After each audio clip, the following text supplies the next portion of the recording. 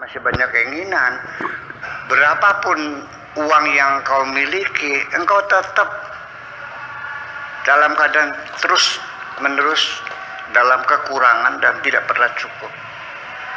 Ya, jadi kalau pengen kaya, ya kurangilah keinginan itu. Itu persoalannya. Kalau masih punya keinginan, ya berapapun duitmu gak bakal cukup. Jadi orang kaya itu orang yang sudah tidak butuh apapun dan tidak butuh kepada siapapun. Itulah orang kaya. Lah iya. Jadi malah justru orang kaya akhirnya membutuhkan orang miskin. Atau orang miskin yang butuh sama orang kaya. Ayo, tebak-tebakan dulu nih.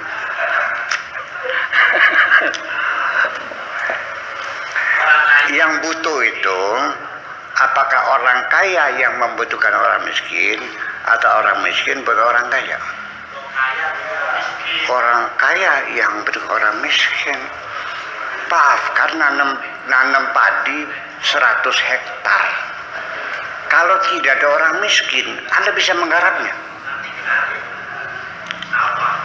Kapan-kapan akan saya buktikan kepadamu, pas panen saya undang orang miskin, jangan ikut memanen padinya Pak Afkar. Biar suruh ngebut sendiri, suruh ngarit sendiri, sanggup. Jadi yang butuh siapa? Orang kaya. Tapi kamu yang miskin tuh dimanipulasi oleh orang kaya, sehingga kamu yang merasa butuh sama orang kaya. Sekali-kali perlu dicoba orang kaya tuh. Kayak panen nggak ada yang datang gitu. Halo, panen dewek. Silakan. Ya, ngarit sendiri silakan. Ya, silakan tumbuk sendiri padinya, gotong sendiri situ.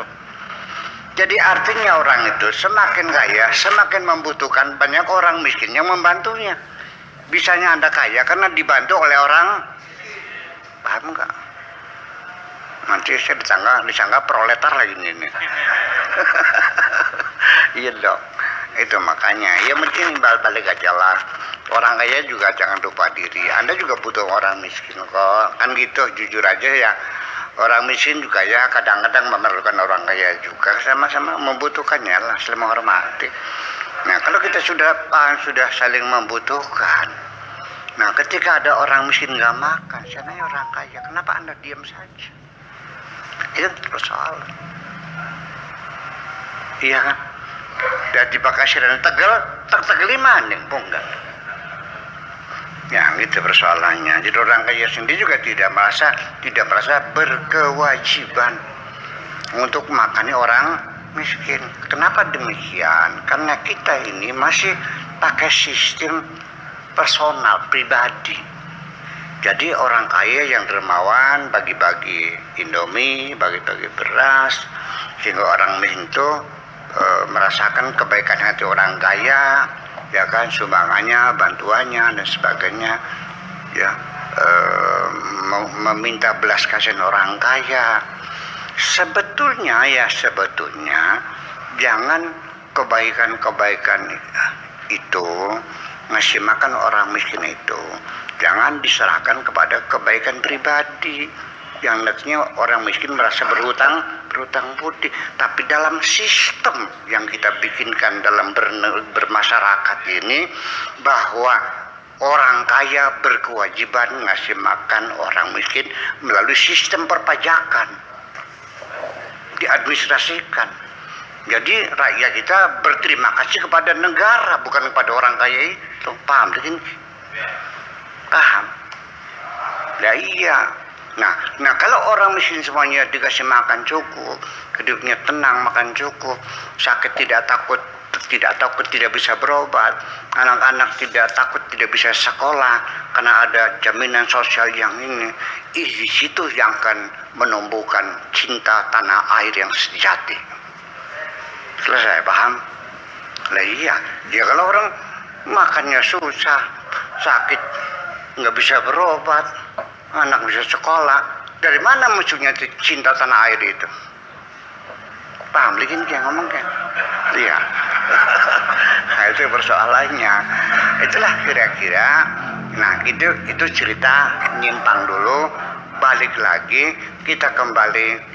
Tuhan kita adalah segala-galanya. Itu aja persoalannya.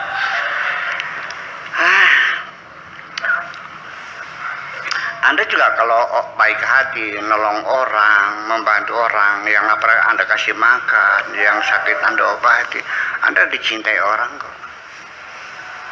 Percaya enggak? Lah ya iya gitu. Itulah. Jadi di kebaikan-kebaikan kerjasama antar masyarakat itu masuk dalam satu sistem keadilan sosial. Ya, jadi bukan kebaikan pribadi. Nah, kalau sudah terjamin keadilan sosialnya, nah barukah kebaikan pribadi itu kami kasih peluang orang kaya yang uangnya berlebihan, kan gitu. Yalah, ada masjid, bangunan berapa itu bangunannya, 5 miliar lah, saya bantu 1,5 miliar.